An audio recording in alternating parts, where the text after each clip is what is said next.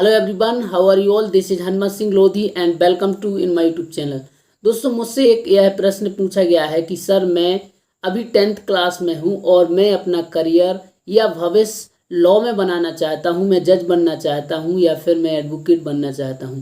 तो मुझे सर अपनी 10th क्लास पास करने के बाद कौन कौन से सब्जेक्ट लेना चाहिए जो कि मुझे भविष्य में लॉ में काम आ सकते हैं। तो दोस्तों, सबसे पहले मैं आपको बता दूं कि आप यदि भविष्य अपना लॉ में बनाना चाहते हैं तो ये डिपेंड करता है कि आप कहाँ से हैं।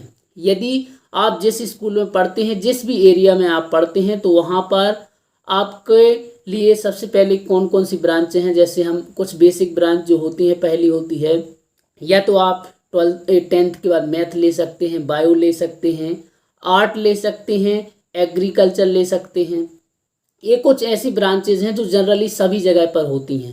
तो यदि आपको लॉ पढ़ना है भविष्य में, तो मेरा ये मानना है कि आपके लिए आर्ट सब्जेक्ट लेना चाहिए यदि आपके वहाँ पर है तो।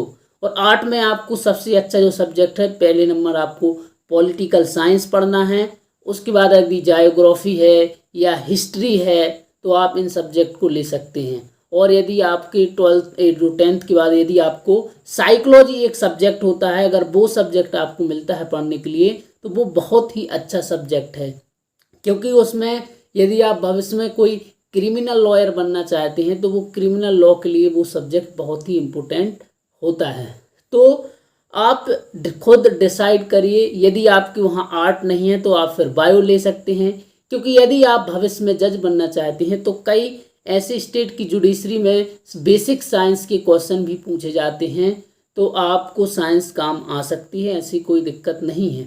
और यदि उसके बाद भी यदि आपके यहाँ ये भी सब्जेक्ट नहीं है, आपके यहाँ कोई दूसरे सब्जेक्ट हैं, तो आप वो भी पढ़ सकते हैं, क्योंकि लॉ तो एक ऐसा अलग ही पोर्शन है। आपको यहाँ आके आप पहले से अगर आप पढ़ते हैं तो बहुत अच्छी बात है, लेकिन कोई भी आपको सही से 11th 10th के बाद आपको लॉ का उतना अच्छा नॉलेज नहीं हो सकता है। इसलिए आपके लिए क्या कि आपको जो सब्जेक्ट वहाँ पे जो मिल रहे हैं, जैसे बायो है, मैथ है, साइंस है, तो आपको इन्हीं सब्जेक्टों को बहुत अच्छे से पढ़ना है। उसके बाद आप जब क्लैट की तैयारी करते हैं तो क्लैट एंट्रेंस एग्ज़ाम के लिए आपको क्या रहता है, उसमें बेसिक जनरल साइंस होती है, उसके साथ ही जीके होता है और जनरल जो अवेयरनेस होती है इंटरनेशनल लेवल की, नेशनल लेवल की, ये भी आपको पढ़ना है। उसके साथ ही आपको कुछ जो रीजनिंग के सब्जेक्ट होते हैं वो भी आपको पढ़ना है।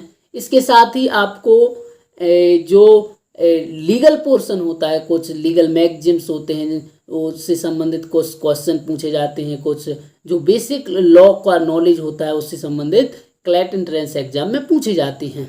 तो आप इन सभी चीज़ों का ध्यान रखें। इसके साथ आप यदि किसी प्रकार की ज़रूरत है और आप मुझसे बात करना चाहते हैं तो ये मेरा नंबर है, आप कभी भी मुझे कॉल कर सकते हैं।